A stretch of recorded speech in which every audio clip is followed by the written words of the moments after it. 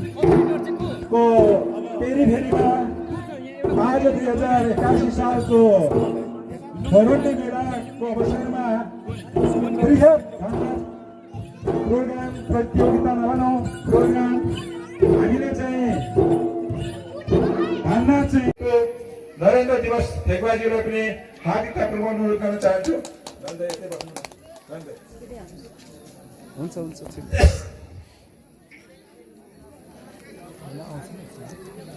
त्यसै गरी विशेष अतिथिको आसन ग्रहण गर्नको लागि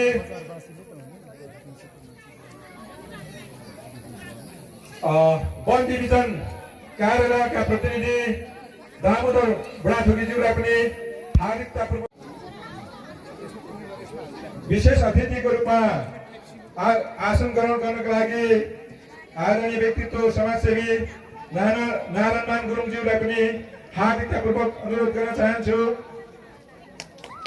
त्यसै गरी विशेष अतिथिको रूपमा यो आमदिन यो टिम्बु र यो सबै एरिया सोलमा त मेरो सम्झना मायाको घरै हो। त्यसैले आज मैले यो अवसर प्राप्त गरिदिनु भयो र सधैँ म तपाईँहरूलाई सम्झिरहनेछु। आज मात्र होइन, म सधैँ के गर्न सक्छु अझै धेरै गर्नेछु। मैले यो प्रण पनि गरेको छु तपाईँहरूलाई। त्यसैले आज मैले यो उद्घाटनको क्रममा म अलि राम्रो नदेखिनु त्यो देखाइदिनु बाबु। यो एलान धामनाथ आज सदा चाहिँ मानिआएको खरन्ने मेलाको अवसरमा एलान धामनाथ प्रतियोगितामा आज हामीले यो अवसरमा आज हामीलाई यति राम्रो कार्यक्रम गरेर तपाईहरुले धामनाथ आफ्नो संस्कार संस्कृति सबै बिर्सिनुहोस्, तर आफ्नो संस्कार र संस्कृति कहिल्यै पनि बिर्सिने छैनौं कसैले पनि। आफ्नो जात, आफ्नो धर्म, आफ्नो संसार यही हो। आमा बुबा हुनुहुन्छ तपाईहरुका एकदमै साक्षात भगवान, घर परिवार नै हुनुहुन्छ तपाईहरुका भगवान। उहाँहरूलाई पूजा गर्नुहोस्, तपाईहरुको फ्यामिलीलाई पूजा गर्नुहोस्। आमा बुबा भन्दा ठुलो संसारमा देवता छैन। मान्छेले राम भन्छन्, सीता भन्छन्, बुद्ध भने बुद्ध को थियो? मान्छे थिए नि, मलाई हात लगाइदिएको त हो नि। त्यसैले तपाईहरुलाई कर्म दिने, जन्म दिने आमा बुबा भन्दा ठुलो संसारमा कोही छैन। त्यसैले परिवार भन्दा ठुलो कोही छैन। सत्र मुलुकमा पुगे पनि यही समाज सम्झिन्छ, यही मायाले यही माया ममतामा रोन्न मन लाग्छ। त्यसैले आज म विदेश होइन, आफ्नै माटो भूमिमा जन्मेर आज हुर्केर म आज यही भूमिलाई सम्झेर नेपाल फर्केको छु। सायद अब नेपाल फर्केर बस्छु, धेरै विदेशमा बस्दिनँ होला। तपाईहरुलाई आज यसरी पैसा दि भन्नु होला, हो कमाएकै हो, मैले राम्ररी विदेशमा आर्जन गरेको हो। यही समाजको माटोमा आज म दुलीपिठन पारेर सहयोग गर्छु भनेर आएको छ। त्यसैले तपाईहरुलाई अझै धेरै मेरो हातले सहयोग गर्नेछु, अझै धेरै सहयोग गर्नेछु। अघि फुटबल खेल्दा एउटा भाइ लड्यो, त्यही मेयर साहबहरू हुनुहुन्थ्यो, उपमेयर हुनुहुन्थ्यो, कसैले उठेरसम्म त्यहाँ जानु भएन। म आफूले गएर त्यो बाबु को भन्दा पाती गाउँको लिम्बूको छोरा भन्यो, मैले 10,000 रुपियाँ दिन्छु भने मैले त्यतिखेर र उसलाई मैले आज उपचार खर्च उसको बिचरा लिगामेन्ट चुडिएको जस्तो लागिरहेछ।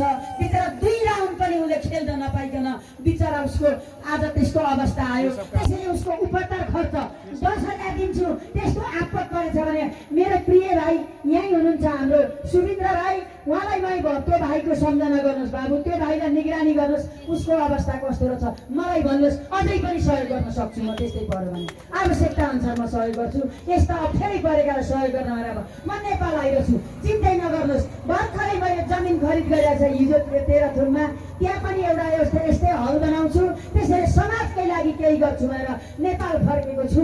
तपाईहरु नै हो मेरो संसार, तपाईहरु नै हो मेरो आमा बुवा, तपाईहरु नै हो मेरो यही माटो हो, मेरो यही माटोको कसम खाएर भन्छु त्यसको लागि केही गर्न आएको छु। हजुरहरुलाई सबैलाई धन्यवाद दिँदै मलाई यो उद्घाटन गर्ने कार्यक्रममा मलाई भन्नुभयो। त्यसैले गर्दा सबैलाई यो कार्यक्रमलाई आज एलान धामनाथ उद्घाटन भएको घोषणा गर्दछु। सबैलाई सेवाहरू भन्दै यो उद्घाटन भएको घोषणा गर्दछु।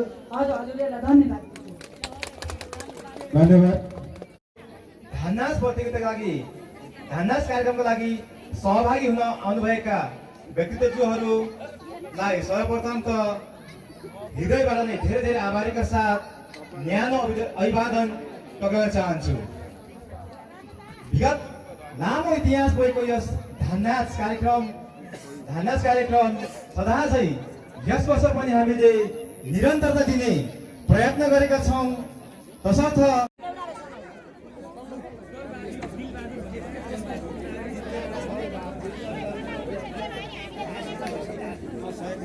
हामीलाई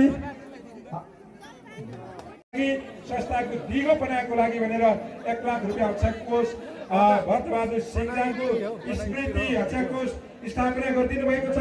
यो राम्रो कामको लागि एकपटक तालीबाट स्वागत गर्नको लागि हार्दिक अनुरोध गर्न चाहन्छु।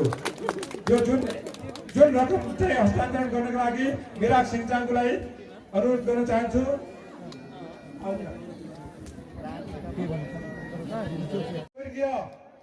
भट्टबहादुर सिंहजानको नातिनीहरूबाट हामी बाजेको बिडा थाम्नको लागि समाज सेवामा हामी तत्पर हुनेछौँ भनेर एउटा कोसे ढुङ्गा साबित गर्नको लागि सहयोग रकमलाई छोटो रूपमा जानकारी गराउन चाहन्छु। उहिले मानव सृष्टि हुँदैखेरि लिम्बूहरू आउँदै गर्दा मानवहरू त्यहाँ बसोबास गर्दै गर्दा के हो त भन्दाखेरि जङ्गली युग ढुङ्गे युगदेखि कृषि युगमा प्रवेश गर्ने बेलामा लिम्बूहरूले एउटा चरासँग सम्झौता गरेको थियो। त्यो चरीको नाम हो भङ्गेरी, जसले गर्दाखेरि भङ्गेरी चरीसँग लिम्बू जातिहरूले सम्झौता गर्नु पर्यो। त्यो सम्झौतामा के लेखिएको थियो, के थियो त भन्दाखेरि भङ्गेरी चरी र लिम्बूहरू बिचमा सम्झौता के भएको थियो भन्दाखेरि बिउ हामी लिएर दिन्छौँ तर तपाईँहरूले उत्पादन गर्नुपर्छ र हामीले पनि खानु पाउनुपर्छ भनेर त्यो चरा र लिम्बूहरू बिच सम्झौता भएको थियो। त्यो सम्झौतालाई हामीले के गर्यौँ, जुन चरीले बिउ ल्याएर जुन कृषि युगमा खेतीपाती गर्नका लागि त्यो चरीले बिउ उत्पादन गरिदियो र बिउ दिनुभयो। त्यो बिउ दिइसकेपछि दिन चाहन्छु। तसर्थ हाम्रो टोलमै कार्यक्रम भएको हुनाले आयोजक टिमलाई पनि हामी यो अम्फुवा टोलवासीहरूको तर्फबाट धन्यवाद व्यक्त गर्न चाहन्छौँ। यसै गरी यो अहिलेको परिस्थितिमा धान नाचहरू लोप हुँदै गएको छ। त्यसलाई भोलि आउने पिँढीहरूले पनि उजागर सहित उत्साह सहित नाचुन् र इतिहास नबिर्सुन्, आफ्नो संस्कार र संस्कृतिलाई नबिर्सुन्, आफ्नो पहिचानलाई नबिर्सुन् भन्नका लागि पनि हामीले धान नाचको आयोजना गरेको छौँ। यो धान नाच आयोजनामा सधैँ अलिक कम थियो, यसपालि अलिक धेरै भएको हुनाले हामीले अझै पनि व्यवस्थापन गर्न सकेका छैनौँ। त्यसो भएको हुनाले यहाँ हामीहरूलाई साथ सहयोग दिनुहुने सम्पूर्ण अम्फुवा टोल लगायत जिर्किमदीवासीहरूलाई हामी यस अम्फुवा टोलबाट हार्दिक स्वागत गर्न चाहन्छौँ। यसै गरी हाम्रो यो अम्फुवा टोलमा जति महिला दिदीबहिनीहरू हुन्छ उहाँहरूलाई पनि यो आयोजक गर्नुभएको छ। आदरणीय व्यक्तित्व भेन्द्र सिंह थेगवा कता हुनुहुन्छ, स्टेजमा आई आसन ग्रहण गरी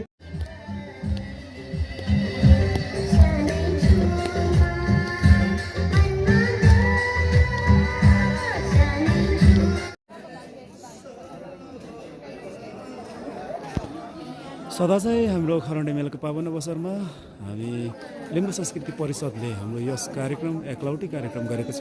मूल समितिले हामीलाई जुन चाहिँ हाम्रो शर्त अनुसार यो कार्यक्रम सफल पार्नको लागि सहयोग गर्ने शर्त त्यो पूर्ण रूपमा नदिएको हुनाले यो भिडियो मार्फत यो एकलौटी लिम्बू संस्कृति परिषदले यो यालाङ कार्यक्रम सञ्चालन गरिरहेका छौँ।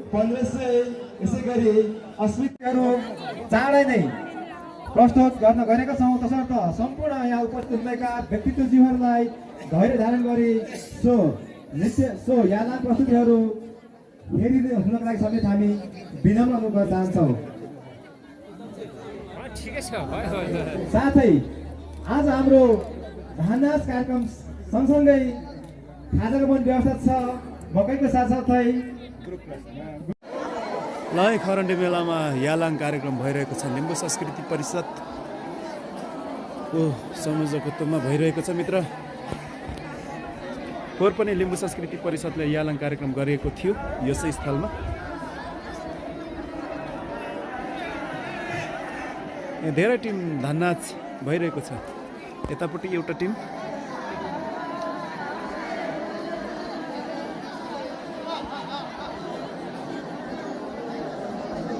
हरण्डे मेला यसरी लागिरहेछ है लिम्बुवान भूमिमा, किराँत भूमिमा, खास गरी किराँत भूमिमा यालाङ कार्यक्रम भइरहेको छ।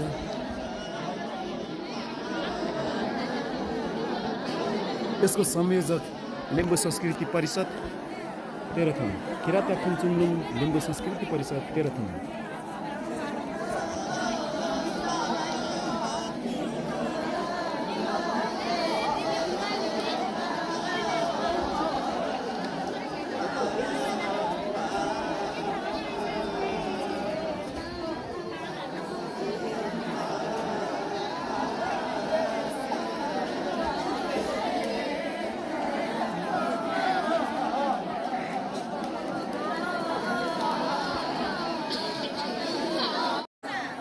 ल खरण्डे मेलामा मेला लागिरहेको छ। यो कार्यक्रमको लागि सम्पूर्ण उपस्थित मित्र महानुभावहरूलाई चुले निम्तो लिम्बू संस्कृति परिषदको तर्फबाट गरेको थियौँ।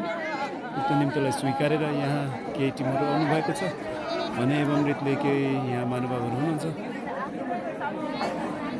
र यता केही अर्को टिम पनि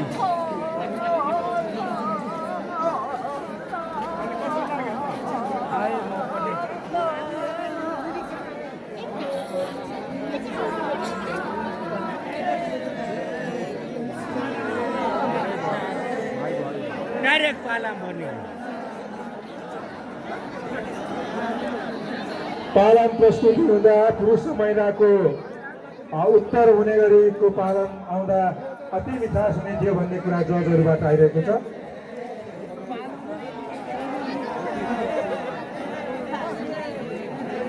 यो उत्तर दिने हिसाब किताबले पालनहरू चाहिँ त्यो ठाउँको आयो सिङ्ग सुगन्ध हुने थियो।